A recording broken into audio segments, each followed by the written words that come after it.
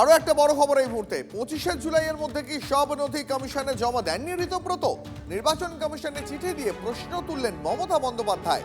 ঋতব্রতরা সব নথি জমা করেছে কিনা সেই তথ্য পাননি, দাবি মমতার। দুবার অতিরিক্ত সময়ের পর ঋতব্রতদের আর সময় দেওয়া উচিত নয়, নির্বাচন কমিশনকে চিঠি দিয়ে এবার দাবি মমতা বন্দ্যোপাধ্যায়ের। আরও সময় দিলে কমিশনের বিশ্বাসযোগ্যতা নিয়ে প্রশ্ন উঠবে, চিঠিতে কমিশনকে লিখেছেন তৃণমূল নেত্রী। অতিরিক্ত সময়কে ভুয়ো নথি তৈরিতে কাজে লাগাচ্ছে ঋতব্রতরা। নির্বাচন কমিশনের কাছে অভিযোগ মমতা বন্দ্যোপাধ্যায়ের। কমিশনের কাছে লেভেল প্লেইং ফিল্ডের দাবি মমতার। আরো একবার জানাবো আপনাদের, 25শে জুলাইয়ের মধ্যে কি সব নথি কমিশনে জমা দেননি ঋতব্রত? নির্বাচন কমিশনে চিঠি দিয়ে এবার প্রশ্ন তুললেন মমতা। ঋতব্রতরা সব নথি জমা করেছে কিনা সেই তথ্য পাননি, দাবি মমতার। দুবার অতিরিক্ত সময় দেওয়ার পরও ঋতব্রতদের আর সময় দেওয়া উচিত নয়, এবার নির্বাচন কমিশনকে চিঠি দিয়ে দাবি মমতার। আরো সময় দিলে কমিশনের বিশ্বাসযোগ্যতা নিয়ে প্রশ্ন উঠবে, চিঠিতে কমিশনকে লিখেছেন মমতা বন্দ্যোপাধ্যায়।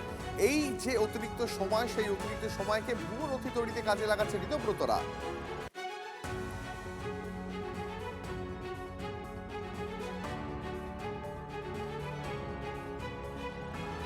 নির্বাচন কমিশনের কাছে অভিযোগ মমতা বন্দ্যোপাধ্যায়ের। কমিশনের কাছে লেভেল প্লেইং ফিল্ডের দাবি মমতার।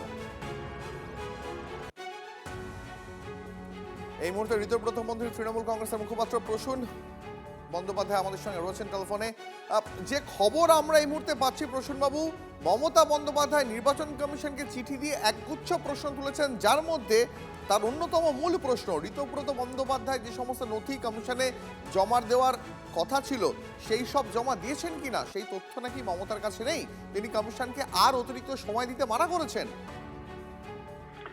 দেখুন, ইলেকশন কমিশন একটা constitutional body of the highest level. Election commission are very much aware of their duties and responsibilities, we know. সুতরাং ইলেকশন কমিশন আমার মনে হয় যে কারোর অ্যাডভাইসে চলে না ভারতবর্ষে। ইলেকশন কমিশন তাদের রুলস অ্যান্ড রেগুলেশনস অনুযায়ী চলে।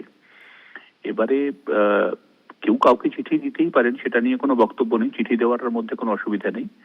কিন্তু election commission definitely as per rule book তারা ফাংশন করে, এ ব্যাপারে আমাদের সম্পূর্ণ আস্থা আছে।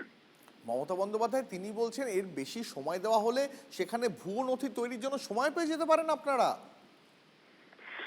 আমি তো আগেই আপনাকে বললাম যে কেউ কেন স্টেটমেন্ট করতে পারেন।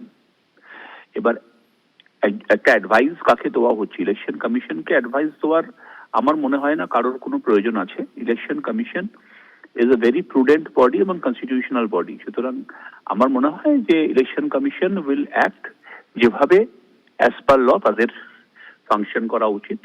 এ বিষয়ে আমি আর কিছু বলতে চাই না। Election commission is a competent authority. বেশ, ধন্যবাদ।